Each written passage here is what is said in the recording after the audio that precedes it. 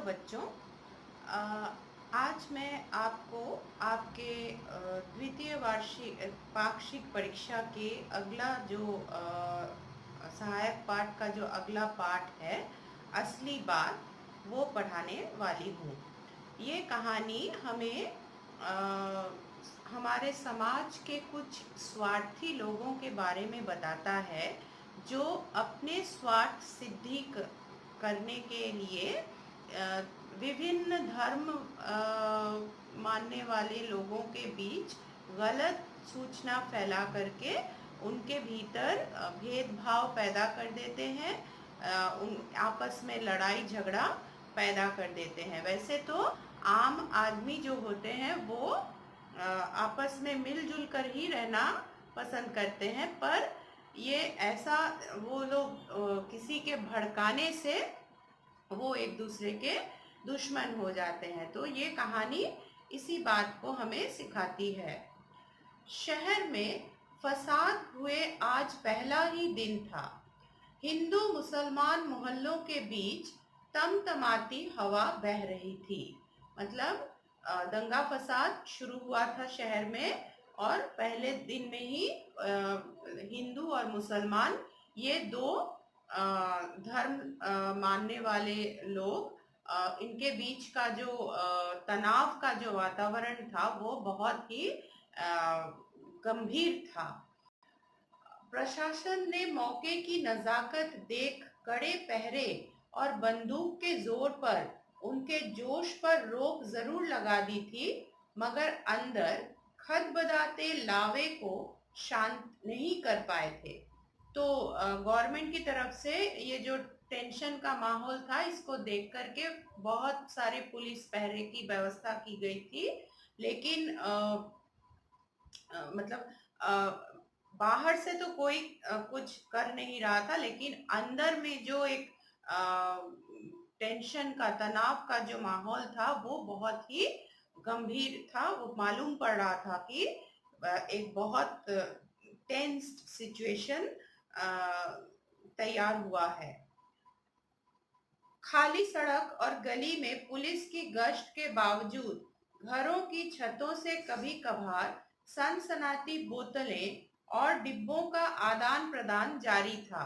तो रास्ते में, तो गलियों में, रास्तों में पुलिस टहल रही थी बंदूक लेकर के। तो लोग तो बाहर निकल के कुछ नहीं कर पा रहे थे, लेकिन आसपास के जो घर थे उनके छतों के ऊपर से एक छत से दूसरे छत पर बोतलें फेंकने की और टिन के डब्बे फेंकने की, या फिर रास्ते में ही बोतलें फेंकने की आवाजें मतलब प्राय आ रही थी, जिसका पता लगाना पुलिस के लिए मुश्किल था कि किस घर से हमला किस घर पर हुआ है।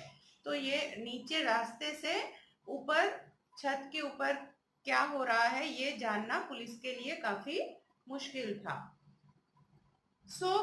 गोलियों की बौछार और हवाई फायर के दबदबे ने, या फिर कबाड़ा खत्म हो जाने के कारण दोनों मोहल्लों में रात के आखिरी पहर के लगभग खामोशी छा गई। तो सारा दिन ऐसा चलता रहा, और ऐसा लगने लगा कि जब रात खत्म होने को आ रही है, गहरी रात है, रात के 3-4 बज रहे हैं, तब तक लोगों में उत्साह भी खत्म हो गया, और उनके पास जो बोतलों और डब्बों का जो मतलब स्टोरेज था वो भी खत्म हो गया, जिसके कारण तब तक मोहल्ला शांत हो चुका था। सिपाही रामदीन की ड्यूटी बताशे वाली गली में लगी थी। आज दंगे का दूसरा दिन था। पूरा शहर सावधान की मुद्रा में खड़ा था। नए एसपी ने कड़े आदेश देते हुए पुलिस कर्मियों से साफ शब्दों में कहा था कि तुम्हारी ड्यूटी है कि कोई घटना न घटे, वरना सबको लाइन हाजिर करवा दूंगा, और जो कोई संदेहात्मक स्थिति में दिखे उसे गोली मार दो। तो जो एसपी पुलिस ने बोला पुलिस वालों को कि ये तुम्हारी ड्यूटी है, तुम्हें तुम्हें इसका ख्याल रखना है कि शहर में आगे से कोई दंगा हंगामा ना हो। अगर कोई दंगा हंगामा करते हुए दिखे तो उसको सीधे सीधे गोली मार दो, ऐसे करके उनको आदेश दिया। इस आदेश के बाद सिपाही राम दिन घरों के अंदर की भी सुनगुन लेने की कोशिश करता। सुबह से गली के कई चक्कर लगा चुका था। अब कहीं सुस्ताने के लिए वह लैंप पोस्ट से तो रामदीन सिपाही वो सुबह से ही उस मोहल्ले की चक्करें काटे जा रहा था और दरवाजों पे कान लगाकर सुनने की कोशिश कर रहा था कि कहीं अंदर कोई कुछ प्लानिंग वगैरह चल रहा है या नहीं। तो चक्कर काटते काटते वो काफ़ी थक चुका था पूरा दिन चक्कर काट के, इसलिए वो एक अभी शाम के समय वो लैंप पोस्ट पे टिक के थोड़ा सा सुस्ता रहा था। भैया जी, बच्चा गर्मी से हलकान हो रहा है, जरा खुली हवा में टहला देते। इतने में आवाज आती है कि कोई उसको बुलाता है और कहता है कि छोटा बच्चा जो है वो घर के भीतर में गर्मी के कारण बिल्कुल परेशान हुए है। अगर वो रामदीन अगर उस बच्चे को थोड़ा सा बाहर गली के हवा खुली हवा में घुमा दे तो वो थोड़ा सा उसको चैन मिलेगा। दरवाजे की ओर से जनाना आवाज सुन सिपाही रामदीन चौंक पड़ा। उसने बंद दरवाजों और खिड़कियों को घूरा और मन ही मन झल्लाया। खुले दरवाजे से दो हाथ एक बच्चे को बढ़ाते दिखे। काले कलूटे नंग धड़ंग रोते बच्चे को आगे बढ़कर रामदीन ने संभाला और चुटकी बजा उसे बहलाने लगा। तो रामदीन पहले तो चौंक गया कि क्योंकि चारों तरफ जो घर थे सबके तो दरवाजे बंद थे, तो कौन किसने ऐसे आवाज दिया उसको।